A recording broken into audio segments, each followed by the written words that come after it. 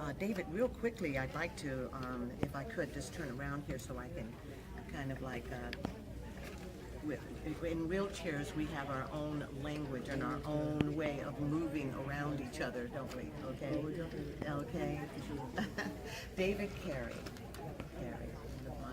the people in my life that has inspired me even through all the time that I was healing from a car accident and cancer, and I would get messages from you, from other people with ABLE, and it was so encouraging. Just get your butt back here and get back to work. And here I am, the radio show, and you're on the radio show. Okay? Well, we're glad to have you. And, you know, what Ronaldo said earlier, that, this all came about as, look at numbers, for example. I know numbers sometimes don't always tell the story, but we realized that a lot of our members in the community, when you go and speak to them about the services we provide, didn't know about the services that we have available to them. So that was, as Ronaldo said, was one reason why we decided to go and put this conference on and try to educate the public, educate our community about the program and services that are available to them. And I think so far over the last 3 years, we've done a good job with it, and hopefully we look forward to the fourth year where we do even a better job. And, I know we have, each year we try to add another component to it. As Ronaldo said, we just in charge. But thankfully, we were able to get some vendors here to come and kind of suppress the cost. That way we don't have to extend the cost to our participants. Right. So thanks to our sponsors and vendors, we were able to keep the cost down as low as possible. But also, let me share this with you. Next year, I make a commitment to you that we will be able to provide some scholarships for some of the students to attend. Okay, at White Apple Institute, we're going to do that for the student. We're definitely leveraging it. Unfortunately, I could tell you a few people that didn't qualify for it and just couldn't, financially make it. We try to do our best in a type of way. You can't afford it. Come on down. And, right. And so we did have some people, sure. come in and do some volunteer work. So wonderful. If you want to come in, if you can't help out, if you can't pay, then you could be a room monitor. That's right. While at the same time you can listen to the presentation, but you're not actually doing nothing, but you're actually working for your keep, I guess you can say. So with the volunteers, sponsors, been a lot of hard work and a lot of support from my boss, Phil Pengrazio, we've been able to pull this off. So. David, you're not only an inspiration to me, but you're an inspiration to many, many people. And your work, you can through ASU. You went to ASU. And you used the Disability Student Resources, and you got through college, Flying Colors. And tell us a little bit about why you are so committed to doing this disability conference and getting this information out specifically to African Americans. Why do you think there's a need there? It's really across the board. People in general, I know myself, people always say, you pick yourself up by bootstraps. But the bottom line is, no matter what you do, how you pick yourself up, if you don't have the services or the programs in place, then no matter how hard you try, it's going to be still very difficult to succeed. So, and that's why, for example, we do a lot of legislative work, advocacy for public policy to get funding for programs such as VR, for example. If I didn't have that program in place to go back to school, there's no way I could have physically financially afford to go to school. Right. Because living on a fixed income, you just don't have those resources to go to college.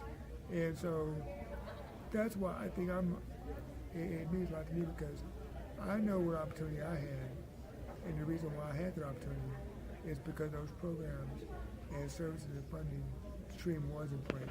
Yes. And I just want to do my best to help those that come behind me have the same opportunity as myself. Oftentimes we think, our many advocates before me have made this opportunity possible that I have. Yes. So I want to do the best I can to provide the same assistance to those that come behind me. Well, that's quite a commitment. David. We really appreciate the work you're doing in in the community, and you know that, and just continue to be the inspiration that you are. And you know, one of the things that I find a lot now, being in the chair, is that many people say that they're inspired by us because we do what we do, because of in spite of our disabilities. Okay, but I don't know if you agree with me with this, but all of us have the ability to do. We're all differently abled, and that's what you found. You found your different abilities and expounded on that instead of worrying about what you were disabled about. Did I wrap that up? No, it's like where you take it, like I said, you take it day by day, and you move on with life, and you do the best you can, and that's all you really can ask in life, period. And whether you have a disability or not, as long as you do the best you can, wake up, get out of bed, because the worst thing is not failing. Mm-hmm. The worst thing is, the worst thing is not not failing is not the worst thing. Not trying is. So Yes. that's kind of what I live by. You know, it happened. Move on. Yeah, I wish things were different in life, but it doesn't always work out that way. Gotta roll with the punches. Yeah, roll with the punches. Exactly. That's right. And so, Do you mind sharing with us about your back? I know we can get it from the website. well, my disability, I acquired my disability at age 19. I was going to Scottsdale Community College at the time. I was a student athlete there playing baseball, and my teammates and roommate went out, had a few beers, bought some alcohol, came back home, but decided to break into a few cars, stole some merchandise, including a gun. Naughty. Not knowing anything about guns, not realizing that the gun they stole was an automatic weapon. Oh my. So they took the bullet. I'm not a gun. I don't know a whole lot about guns myself, but with the way it's explained to me, is that because it was automatic, they took the gun, the bullet out the clip, the one left in the chamber. And so they pulled the trigger, went down the hallway, through my door, hit me in the back, and paralyzed me. So I've been paralyzed since I was 19. I'm age 44 now. And I know I was very lucky in many ways in the fact that I had a big support system. Not only family and friends, but the school at Scottsdale Community College rallied behind me. Would have little aluminum can driving. I had a woman on campus. A lot of support. She was a staff member at Scottsdale Community College. That would collect cans for me and give me the change afterwards. And but just things like that on campus that people knew you were and make those opportunities possible because. And I know I was lucky. Not lucky in the fact that I did have those supports. Yes. And I did have that support system in place. And so I just hope I can do the best. Do that David, for a people. lot of different situations, and of course, you know that we want you back on the Student to Teacher show again. And, it's just wonderful interviewing with you. But one of the things that you bring out, and that we need to expound on a little bit, is those people that are not selected by vocational rehab as a priority, and so they are basically falling through the cracks because there's nowhere for them to go.